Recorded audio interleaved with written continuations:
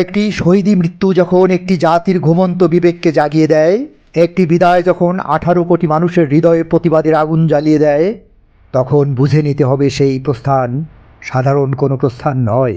20 December, শনিবার দুপুর 2টা, স্থান জাতীয় সংসদের দক্ষিণ প্লাজা।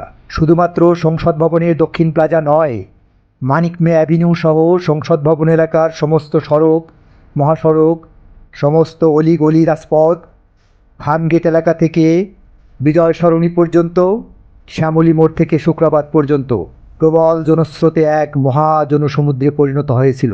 পার্শ্ববর্তী জেলা থেকেও প্রচুর লোক সমাগম হয়েছিল। স্বাধীনতা পরবর্তী 54 বছরে এত বিশাল জনসমুদ্র কারো নামাজে জানা যায় দেশবাসী আর কখনো দেখেনি। ঢাকার রাস্তায় তিল ধারণের জায়গা ছিল না। কেন এই লাখো কোটি মানুষের ঢল? কেন আবাল বৃদ্ধ বনিতা অশ্রুসিক্ত নয়নে রাজপথে? শহীদ ওসমান হাদি কি শুধুই একজন ব্যক্তি ছিলেন, নাকি পরিণত হয়েছিলেন রাজনৈতিক, অর্থনৈতিক ও সাংস্কৃতিকভাবে পরাধীন একটি জাতির মুক্তির অকুতোভয় কণ্ঠস্বর হিসেবে?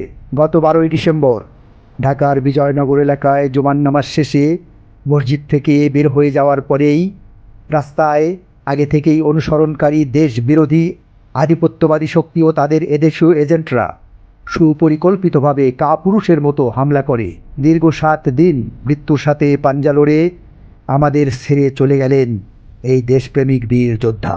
কিন্তু কেন তাকে টার্গেট করা হলো? কারণ তিনি সাম্রাজ্যবাদী আধিপত্যবাদের বিরুদ্ধে হয়ে উঠেছিলেন এক জ্বালাময়ী প্রতিবাদী অগ্নিঝরা কণ্ঠস্বর। তিনি একাই এক জীবন্ত দেওয়াল হয়ে দাঁড়িয়েছিলেন। আজ জানাজার এই মহাজনসমুদ্র প্রমাণ করেছে, ওসমান হাদিকে স্তব্ধ করে দেওয়া গেলেও তার আদর্শকে স্তব্ধ করে দেওয়া যায়নি, বরং তার রক্ত আজ বাংলাদেশের প্রতিটি ঘরে ঘরে ইনসাফ আর স্বাধীনতাকামী দেশপ্রেমিক জনতার অন্তরে অগ্নিস্ফুলিঙ্গ আবার নতুন করে জ্বালিয়ে দিয়েছে। এক ওসমান হাদির শাহাদাতে আজ জন্ম নিয়েছে লক্ষ কোটি ওসমান হাদি। জনগণের এই স্বতঃস্ফূর্ত অংশগ্রহণ বলে দিচ্ছে, আধিপত্যবাদী দেশবিরোধী চক্র যত শক্তিশালী হোক না কেন, প্রবল জনরোষ এর এই তীব্র দাবানল তাদেরকে জ্বালিয়ে পুড়িয়ে নিঃশেষ করে দেবে। তবে সাবধান, ভারতের মাটিতে পলাতক ফ্যাসিস্ট আর এদেশীয় লুণ্ঠনকারী মাফিয়া চক্র কি এত সহজেই দমে যাবে? যারা গত 15 বছর দেশকে শ্মশান বানিয়েছে, সেই সিন্ডিকেট আজ নতুন কৌশলে ভিন্ন মুখোশে ফিরে আসার ষড়যন্ত্র করছে। ওসমান হাদির রক্ত আমাদের স্মরণ করিয়ে দেয়, শত্রু কেবল সীমান্তের ওপারে নয়, শত্রু লুকিয়ে আছে আমাদের ভেতরেই। আধিপত্যবাদের এদেশীয় এজেন্টরা আজ সাময়িকভাবে চমকে গেছে ঠিকই, কিন্তু তাদের গভীর নীল নকশা এখনও থেমে নেই। এই জনসমুদ্রই হবে সেই অপশক্তিকে রুখে দেওয়ার প্রথম ধাপ।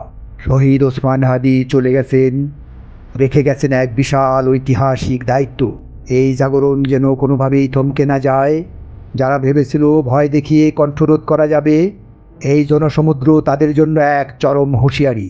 ওপারে ভালো থাকবেন হে মৃত্যুঞ্জয় বীর।